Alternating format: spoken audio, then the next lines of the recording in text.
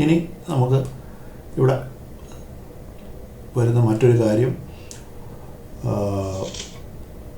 ലോഹകാരകത്വം.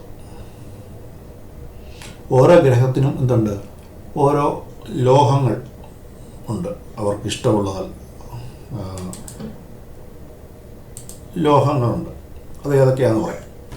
അതെന്തിനാന്ന് വെച്ച് കഴിഞ്ഞാൽ ആ ഗ്രഹ ദോഷമുള്ള സമയത്ത് ഈ ഗ്രഹങ്ങൾക്ക് ഇഷ്ടമുള്ള ലോഹങ്ങൾ ധരിച്ചാൽ ആ ദോഷത്തിന് കുറച്ച് ഗുണം കിട്ടും എന്നാണ് പറയപ്പെടുന്നത്. അതുകൊണ്ടാണ് നമ്മൾ ഇത് ഇവിടെ പഠിക്കുന്നത്. അതുപോലെ തന്നെ ആ ഗ്രഹങ്ങൾക്ക് വേണ്ടിയുള്ള ഓരോ ഡയമണ്ട്സൊക്കെ ഉണ്ട്. അതൊക്കെ ആൾക്കാർ ധരിക്കുന്നുണ്ട്. ഓരോ ദശാകാലങ്ങൾക്കും പ്രശ്നമുള്ള സമയത്ത് പലതരത്തിലുള്ള വൈരക്കല്ലുകളൊക്കെ ആൾക്കാർ ഉപയോഗിക്കുന്ന രീതിയുണ്ട്.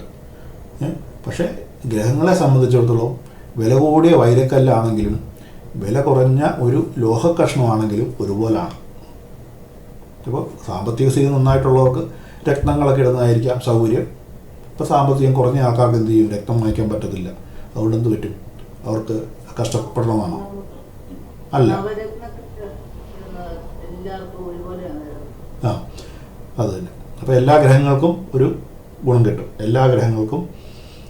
കിട്ടും. അതുപോലെ പഞ്ചലോഹം ഇടുന്നതാണെങ്കിലും മിക്കവാറും എല്ലാ ഗ്രഹങ്ങൾക്കും ഒരു ഗുണം കിട്ടും. അതുകൊണ്ടാണ് കുട്ടികൾക്കൊക്കെ ഉണ്ടായി കഴിയുമ്പോൾ ആ ഗ്രഹദോഷങ്ങളൊക്കെ മാറാൻ വേണ്ടി നമ്മൾ പഞ്ചലോഹം കൊണ്ടാണല്ലോ അരഞ്ഞ ചരട് കെട്ടുന്നത്. അപ്പോൾ അതാണ് അതിൻ്റെ ഒരു തത്വം. അപ്പോൾ ഇവിടെ ആ ചാർട്ട് കൊടുത്തിട്ടുണ്ട്.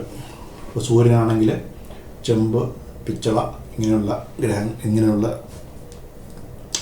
ലോഹങ്ങളാണ്. ചന്ദ്രനാണെങ്കിൽ വെങ്കലം, ഓട്, ബുധൻ. എന്തോ നോട്ട് ഞാൻ ഇട്ടേക്കാം. നോട്ട് ഞാൻ വാട്സപ്പിൽ ഇടാം. ചൊവ്വ സ്വർണം, ചെമ്പ്, ബുധൻ, പിച്ചള, ഓട്, വ്യാഴം, വെള്ളി, സ്വർണം, ശുക്രൻ, ഓട്. ശുക്രന് ഓട് എന്ന് പറയുന്നെങ്കിലും അതിൻ്റെ മൂലഗ്രന്ഥങ്ങളിൽ ഒന്നും കാണുന്നില്ല. എങ്കിലും വേറെ ചില ഗ്രന്ഥങ്ങളിൽ അങ്ങനെ ഓട് കണ്ടു. അതുകൊണ്ടാണ് നമ്മൾ ഓടെന്ന് പറയുന്നത്. കാര്യം ശുക്രൻ എന്ന് പറയുന്നത് ലൗകിക ഭൗതികമായിട്ടുള്ള കാര്യങ്ങളിലുള്ള ഒരു കാര്യങ്ങളാണ് കൂടുതലും ശുക്രനെ കൊണ്ട് ഉദ്ദേശിക്കുന്നത്.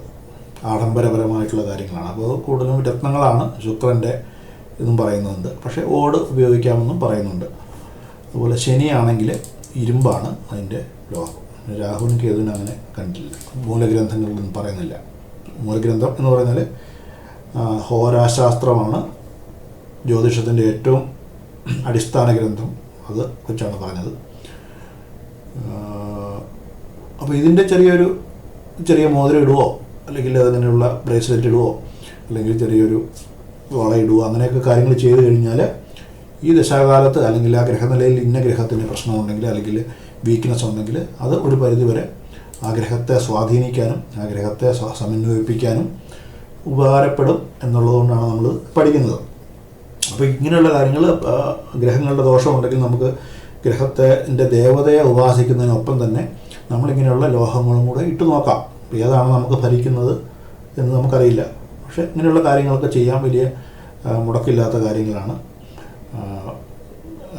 ഇതെല്ലാം. അപ്പോൾ സാമ്പത്തികമായിട്ട് നല്ല ഇതുള്ളവരാണെങ്കിൽ നവരത്നങ്ങളോ അല്ലെങ്കിൽ അവർക്ക് അവരുടെ എസ്റ്റിമേറ്റിൽ പെടുന്നതാണെങ്കിൽ അങ്ങനെ ഉപയോഗിക്കാം.